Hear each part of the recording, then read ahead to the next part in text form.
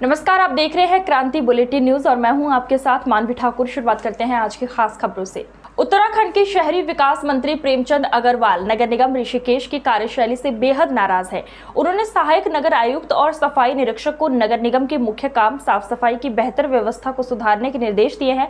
ऐसा नहीं होने पर उन्होंने अधिकारियों को कार्रवाई करने की चेतावनी भी दी है। दरअसल शहरी विकास मंत्री प्रेमचंद अग्रवाल मंगलवार की सुबह नगर निगम क्षेत्र अंतर्गत मनीराम मार्ग पर नगर निगम की तमाम व्यवस्थाओं को परखने के लिए पहुंचे। इस दौरान खाली जमीनों पर कचरे के ढेर देख उनका पारा चढ़ गया। नालियों की सफाई व्यवस्था नहीं होने पर वो भड़क गए। उन्होंने एक डंडी से खुद नाली की गहराई को दिखाया, जिसमें काफी हद तक कचरा जमा हुआ मिला। यही नहीं, कुछ दिन पहले करीब 1.5 लाख की लागत से सड़क पर हुए पैचवर्क के काम में भी अनियमितता दिखाई देने पर उन्होंने अधिकारियों से सवाल जवाब किए। सहायक नगर आयुक्त और जेई को फटकार लगाते हुए पूछा कि आखिरकार इन कमियों को देखते हुए क्यों ना आप पर कार्रवाई की जाए। मनीराम रोड पे लोगों की जहाँ जो शिकायतें आ रही थी कि एक तो वहाँ जो नालियों की सफाई प्रॉपर पिछले काफ़ी टाइम से नहीं हुई और वहाँ कोई एक सड़क का कोई डामरीकरण या पैच बनाने का काम हुआ जो अभी हफ्ता भर भी नहीं हुआ, वो उखड़ना शुरू हो गया। तो जनता की शिकायत पे लगातार मेरे संज्ञान में जब बात आ रही थी तो मैं आज जाके मौके का निरीक्षण किया तो मुझे वास्तव में पाया कि ना तो वहाँ नालियों की सफाई वहाँ पे हो रही थी। एक प्लॉट था जिस पे बहुत बुरी हालत वहाँ पे कूड़े की थी, डंप हो रखा था, नालियों से दुर्गंध आ रही थी। मैंने खुद एक डंडी लगा के मैंने वहाँ पे दिखाया भी, वहाँ पे जो अपने SNA हैं कि वो डंडी ऐसे घुस रही थी कि गारा जो मलबा है वो कितना उसमें जमा था, यानी सफाई नहीं हुई। और उसके साथ साथ वहाँ पानी की भी एक समस्या मुझे बताई गई कि किल्लत थी पानी की। तो वहाँ के जो जल संस्थान के अवर अभियंता को मैंने वहाँ बुलाया और साथ में मौके पे अपनी आयु सीमा पूरी कर चुके लक्ष्मण झूला पुल को सुरक्षा की दृष्टि से आवागमन के लिए बंद कर दिया गया है। ऐसे में स्कूली बच्चों और स्थानीय लोगों को गंगा आर पार जाने के लिए 1 महीने से परेशानी का सामना करना पड़ रहा है। इस समस्या को देखते हुए गंगा में पर्यटकों के लिए चलने वाली नाव अब स्कूली बच्चों और स्थानीय लोगों को निःशुल्क गंगा पार कराएगी। नाव में गंगा पार करने के लिए आपको केवल अपना कोई भी ID कार्ड दिखाना होगा। इस सेवा को की शुरू होने से स्कूली बच्चों ने स्थानीय लोगों में खुशी की लहर देखने को मिल रही है। दरअसल लक्ष्मण झूला पुल बंद होने के बाद सबसे ज्यादा परेशानी का सामना स्कूली बच्चों को करना पड़ रहा है। समय से स्कूली बच्चों को गंगा पार कराने की चुनौती परिजनों के सामने खड़ी है। व्यापारी वर्ग भी गंगा पार आवागमन के लिए करीब 10 किलोमीटर का अतिरिक्त फेरा लगा रहा है, जिससे समय और धन दोनों की बर्बादी हो रही है। समस्या के समाधान के लिए स्थानीय लोग अधिकारियों से लेकर सरकार तक मदद की गुहार लगा चुके हैं, मगर सुरक्षा की दृष्टि से बंद लक्ष्मण झूला पुल को खोलने के लिए अभी तक कोई उम्मीद की किरण दिखाई नहीं दे रही है। ऐसे में समस्या का संज्ञान लेते हुए गंगा में नाव चलाने वाले संचालकों ने स्थानीय लोग और स्कूली बच्चों की मदद के लिए नाव की सेवा फ्री कर दी है। हाँ जी, मेरे संज्ञान में आया है। जो लोकल लोग हैं उनके लिए जो है, जो नाव घाट से जो नाव चलती है उसको निःशुल्क रूप से चलाई जा रही है और जो कि एक अच्छा विषय है, क्योंकि किन लोगों को ये सर्विस फ्री दे रहे हैं? खास करके हमारे जो लोकल स्टूडेंट हैं, बच्चे हैं, माताएं बहनें हैं, जो लोग इस पार से उस पार काम करने जाते हैं और इस पार से इस पार काम करने आते हैं, उन लोगों को तो मेरे संज्ञान में है कि निःशुल्क सुविधा उपलब्ध कराई जा रही है। ये तो बड़ा सराहनीय कदम है। निःशुल्क जितने भी स्थानीय लोग हैं उनके लिए निःशुल्क आवागमन है। जो स्कूल के छात्र छात्राएं हैं, जो लोकल इधर से आना जाना कर रहे हैं, उन सबके लिए निःशुल्क है यहाँ पर। कब से आपने ये जब से पुल बंद हुआ है 17 तारीख से, तब से ही निःशुल्क आना जाना हो रहा है सबका। आगे भी आप ये सेवा जारी रखेंगे? जब तक कोशिश जारी रहेगी। किस तरीके का मतलब इसमें आपको लॉस हो रहा है, क्या है? लॉस तो देखो जी, पेट्रोल तो लग ही रहा है, पेट्रोल है, इंजन की घिसाई है, स्टाफ है, सब कुछ ही है इसमें। तो बाकी एक स्थानीय लोगों के लिए है ये फ्री, जब तक चल रहा है चलाएंगे। भारत विकास परिषद भेल शाखा हरिद्वार का अधिष्ठापन समारोह the forest hill hotel Haridwar में आयोजित किया गया। समारोह का शुभारंभ मुख्य अतिथि राजीव शर्मा, चेयरमैन नगर पालिका शिवालिक नगर हरिद्वार, वैद्य MR शर्मा सहित शाखा के गणमान्य लोगों के द्वारा दीप प्रज्वलित करके हुआ। भारत माता एवं श्री विवेकानंद की मूर्तियों पर पुष्प अर्पित करके किया। मुख्य अतिथि अध्यक्ष नगर पालिका शिवालिक नगर राजीव शर्मा ने परिषद के कार्यों की भूरी प्रशंसा कर नए पदाधिकारियों को बधाई और शुभकामनाएं दी। इस अवसर पर नवनिर्वाचित अध्यक्ष वैद्य MR शर्मा को उनके जन्मदिन पर सभी सदस्यों ने बधाई और शुभकामनाएं दी। रुड़की में लव जिहाद का मामला सामने आया है। गंगनहर कोतवाली में पीड़ित युवती के साथ पहुंचे हिंदू संगठनों के दर्जनों कार्यकर्ताओं ने आरोपी की गिरफ्तारी को लेकर जमकर हंगामा काटा और पुलिस को तहरीर दी है। फिलहाल पुलिस पूरे मामले की जांच में जुटी हुई है।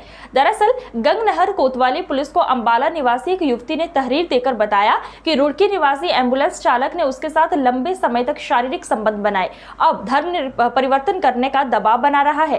पीड़ित युवती पेशे से नर्स है और करीब पिछले 4 सालों से युवक के संपर्क में है। अलग अलग समुदाय का मामला होने पर हिंदू संगठनों के लोग भी कोतवाली पहुंच गए और लव जिहाद का आरोप लगाते हुए कठोर कार्रवाई की मांग की।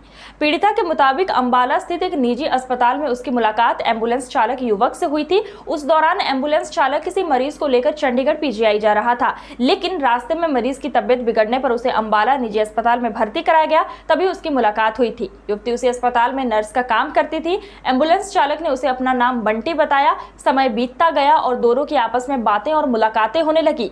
आरोप है कि युवक ने युवती को अस्पताल खोलने का झांसा देकर बुला लिया। जब युवती रुड़की पहुंची तो उसे पता चला कि युवक पहले से ही शादीशुदा है और 3 बच्चों का बाप है। साथ ही युवक दूसरे धर्म से ताल्लुक रखता है। जब युवती ने उसका विरोध किया तो उसने युवती को ब्लैकमेल कर शारीरिक संबंध बनाए। युवती के द्वारा लाई गई रकम भी एम्बुलेंस चालक ने ले ली है। अब युवक पर धर्म परिवर्तन कराने और मारपीट का आरोप युवती ने लगाया है। युवती ने रुड़की गंगनहर कोतवाली पुलिस को तहरीर देकर कार्रवाई की मांग की है। इसी बीच अलग अलग समुदाय का मामला होने की सूचना पर हिंदू संगठनों के लोग कोतवाली पहुंच गए और नारेबाजी करते हुए आरोपी के खिलाफ कड़ी कार्रवाई की मांग की है। अभी एक महिला ने आके थाने पर सूचना दी है कि उसके किसी व्यक्ति के साथ प्रेम संबंध थे। बाद में उस व्यक्ति ने अपना नाम दूसरा बताया था, लेकिन शादी के बाद उसने अपना नाम दूसरा बताया। इस आधार पे फिर जब महिला को पता चला है तो उसने थाने पे आके तहरीर दी है। वो लड़का उसके साथ मारपीट भी करता था। अब जैसी तहरीर दी जाएगी उसके आधार पे कार्रवाई की जाएगी। पहले जो है शादीशुदा निकला है वो उस महिला को बाद में पता चला, ऐसा बताया गया है महिला के द्वारा। महिला के द्वारा बताया गया कि उसने जिस व्यक्ति के साथ उसकी शादी थी पहले नाम उसका दूसरा था, उसने बाद में असली नाम दूसरा आया था उसका। अंबाला की रहने वाली हूँ। मेरी 4-5 साल पहले एक एम्बुलेंस वाले से मुलाकात हुई थी अंबाला से।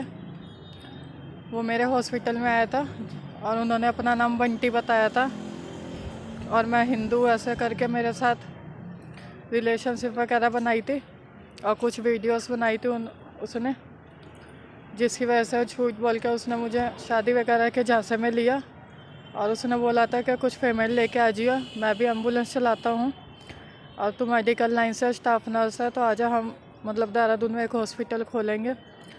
उसने फिर झूठ बोल के मुझे बुलाया। मुझे देहरादून में आके पता चला कि भाई ये मैरिड है और 3 बच्चों का बाप है।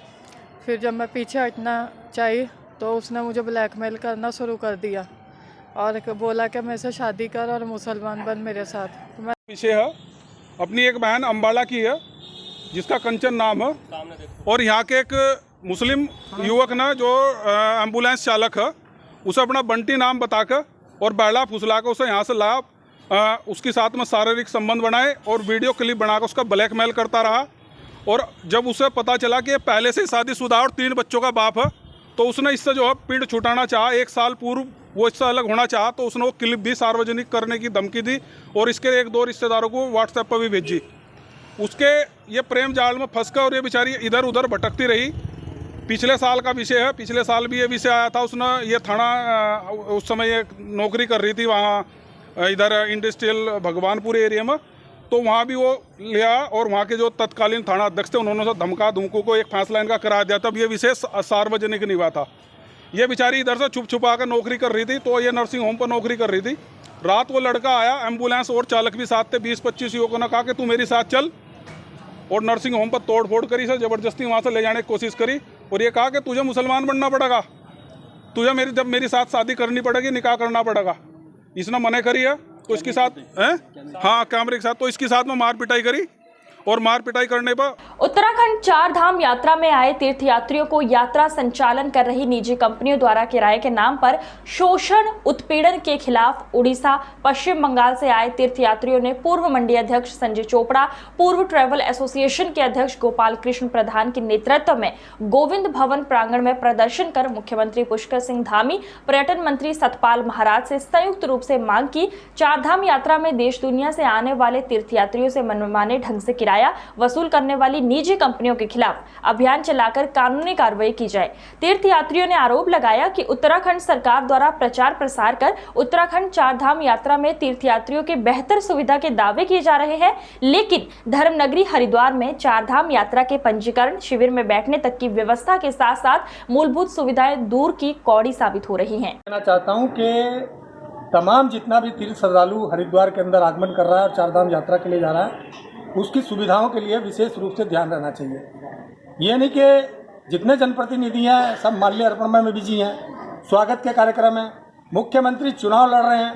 तो मैं कहना चाहता हूँ, महामहिम राज्यपाल से निवेदन करना चाहता हूँ कि चारधाम यात्रा की फिर निगरानी करें और चारधाम यात्रा की निगरानी की आवश्यकता है। आज सुरसा की भांति ट्रांसपोर्टर जो हैं पैसे बढ़ा रहे हैं, कोई नियंत्रण नहीं है किसी प्रकार का भी। 10-10 हज़ार रुपये के अंदर टेम्पो ट्रैवल प्रत्येक दिन के लिए मिल रहा है, कोई किसी प्रकार का कोई प्रतिबंध नहीं है। मैं आपके माध्यम से निवेदन करना चाहता हूं माननीय मुख्यमंत्री जी से कि सबसे पहले चारधाम यात्रा की समीक्षा करें और रेट निर्धारित करें, न्यूनतम रेट निर्धारित करें और जिसमें इंक्लूड कमीशन भी उसमें साथ के साथ एजेंट का हो। आज की तारीख में पुश बाइक 6500 रुपये प्रत्येक सीट का, और पिछली आप 21 के अंदर देखेंगे तो 3x2 3800 रुपये में थी, 3800 रुपये की सीट थी। तो मैं कहना चाहता हूँ कि जो हमारे ट्रैवल व्यवसायी हैं, जो हमारे कमीशन एजेंट हैं, वो किस रेट में किसको यात्री को बुक करेंगे। यात्री आता है वहाँ से, अब उड़ीसा से ये दल आया हुआ है और पूरे 2 महीने से यहाँ पर टिका हुआ है और अब उनका जाने का समय भी है, 4 दिन उनको यात्रा करनी है। और जब ये आए थे उस टाइम यात्रा का जो रेट था वो 3800 रुपये था, ज़्यादा से ज़्यादा 3900 हो जाए, 4000 हो जाए, लेकिन 6000 अगर होगा उसका तो निश्चित रूप से सवाल खड़े होंगे। तो मैं आपके माध्यम से कहना चाहता हूं कि हरिद्वार के अंदर 2 एजेंसी हैं, एक यातायात और दून बेली। इनकी मनमानी कतई हम चलने नहीं देंगे। आज के इस कार्यक्रम के माध्यम से मेरी चेतावनी है कि 2 दिन के अंदर अंदर इसका सुधार कर लें और नहीं तो मैं पर्यटन कार्यालय का घेराव करूंगा। और आज की खबरों में बस इतना ही। देखते रहिए क्रांति बुलेटिन न्यूज। नमस्कार।